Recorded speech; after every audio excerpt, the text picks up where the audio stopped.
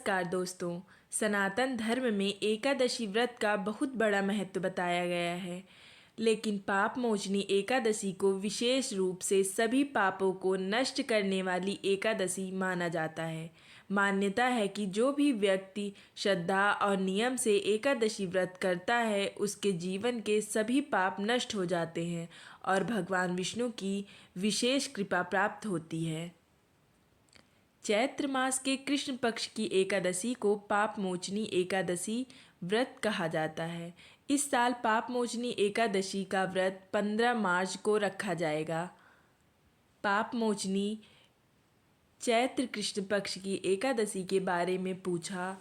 इस पर भगवान श्री कृष्ण बोले, राजेंद्र, मैं आज आपको उस पापनाशक एकादशी का महत्व बताऊंगा जिसे राजा मांधाता के पूछने पर महर्षि लोमस ने बताया था।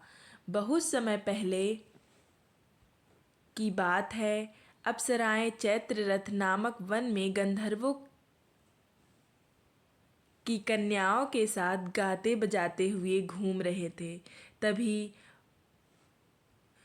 तभी मधुघोषा नाम की एक अप्सरा मुनिवर मेधावी को मोहित करने के लिए गई। वहीं महर्षि उसी वन में रहकर तपस्या और ब्रह्मचर्य का पालन कर रहे थे। मधुघोषा मुनि के डर से आश्रम से थोड़ी दूर रुक गई और मुनि को मोहित करने की कोशिश करने लगी। इस तरह वो सुंदर ढंग से वीणा बजाती हुई मधुर गीत गाने लगी। मुनिश्रेष्ठ मेधावी घूमते हुए उधर जा निकले और उस सुंदरी अप्सरा को इस प्रकार गान करते देख मोह के वशीभूत हो गए। मुनि की ऐसी अवस्था देख मधुघोषा उनके पास आई और उनका आलिंगन करने लगी। मेधावी भी उसके साथ घूमने लगे। कामवश रमण करते हुए उन्हें रात और दिन का भी ध्यान नहीं रहा। इस प्रकार मुनि को अप्सरा के साथ रमण करते हुए बहुत दिन बीत गए और एक दिन मधुघोषा ने वापस अपने देवलोक जाने की बात कही। जाते समय उसने मुनिश्रेष्ठ मेधावी से कहा, अब मुझे अपने देश जाने की इजाज़त दीजिए। मेधावी बोले, जब तक सुबह ना हो जाए तब तक मेरे ही पास ठहरो। अप्सरा ने कहा, अब तक न जाने कितनी शाम और सुबह चली गई मुनिदेव, और कितना मैं यहाँ ठहरूं। मुझ पर कृपा करके बीते हुए समय के बारे में तो सोचें। एकदम से अप्सरा की बात सुनकर मेधावी को बहुत आश्चर्य हुआ। उस समय उन्होंने बीते हुए समय का हिसाब लगाया तो मालूम हुआ कि उसके साथ रहते 57 वर्ष हो गए।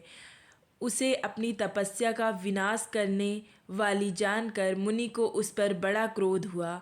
उन्होंने उसे श्राप देते हुए कहा, पापिनी, तू पिशाचिनी हो जा। मुनि के शाप से दुखी होकर वह विनय के उनके पैरों में गिर पड़ी। बोली, मेरा उद्धार कीजिए। मैं तो आपके साथ अनेक साल व्यतीत किए हैं, इसलिए मुझ पर कृपा करें। मुनि बोले, शाप से उद्धार करने के लिए एक उपाय बताता हूँ। तुमने मेरी बहुत बड़ी तपस्या नष्ट कर डाली है। चैत्र कृष्ण पक्ष में जो शुभ एकादशी आती है उसका नाम है पाप मोचनी एकादशी। वह सब पापों का नाश करने वाली है। उसी का व्रत करने पर तुम्हारी पिशाचता दूर होगी। ऐसा कहकर मेधावी अपने पिता मुनिवर चैन के आश्रम गए। उन्हें देखा तो मुनिवर पूछे, बेटा, यह क्या हुआ? तुमने तो अपने पुण्य का नाश कर डाला। मेधावी बोले, पिताजी, मैंने अप्सरा के साथ रमण करने का पातक किया है। कोई ऐसा प्रायश्चित बताइए जिससे पाप का नाश हो जाए।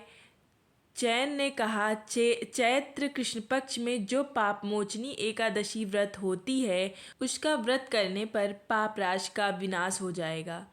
पिता की यह बात सुनकर मेधावी ने उस व्रत का श्रद्धा से अनुष्ठान किया और तो इस व्रत को करने से उनके सभी पाप नष्ट हो गए और वे दोबारा तपस्या करने लगे। वहीं मधुघोषा ने भी इस व्रत को किया। पाप मोचनी का व्रत करने के कारण वह भी पिशाच योनि से मुक्त हुई और फिर अप्सरा होकर स्वर्गलोक में चली गई। जो मनुष्य पाप मोचनी एकादशी का व्रत करता है उनका सारा पाप नष्ट हो जाता है। इसको पढ़ने और सुनने से सहस्त्र गोदान का फल मिलता है।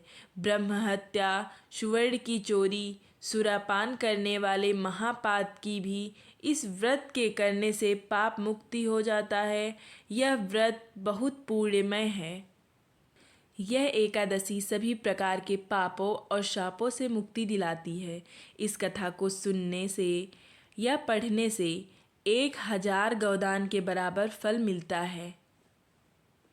अगर आप भी भगवान विष्णु की कृपा पाना चाहते हैं तो पाप मोचनी एकादशी व्रत का सच्चे मन से अनुष्ठान करें और पाप मोचनी एकादशी व्रत करें।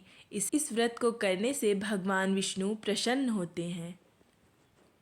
अगर आपको यह पाप मोचनी एकादशी की कथा अच्छी लगी हो तो वीडियो को लाइक करें और चैनल को सब्सक्राइब करें और कमेंट में लिखें जय श्री हरि। भगवान विष्णु की कृपा आप सभी पर बनी रहे। जय श्री हरि। जय एकादशी माता।